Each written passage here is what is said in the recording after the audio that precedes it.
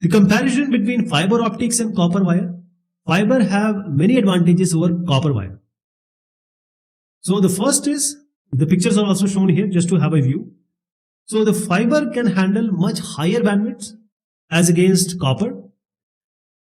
So the bandwidths are higher, 100 Gbps, 100 km, right? So the first one is this. Second one is repeaters are needed only about every 50 km on long lines. Copper we need every 5 km. Repeater is to increase the energy. If the energy is supposed to be losing, we have to increase it. Fiber also one advantage that it is not affected by power surges or electromagnetic interference, even the power failures. But copper does. Fiber is thin and much lighter than copper.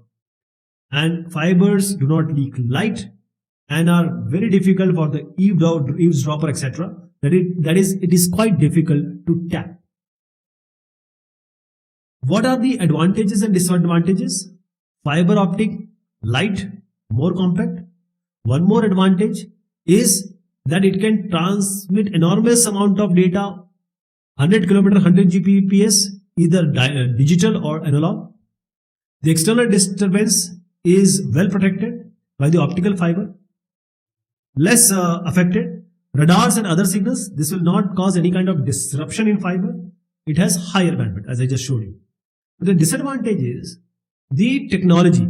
It's very complex transmission and reception. The equipments are very expensive, laying is expensive, and you need skilled people to handle it.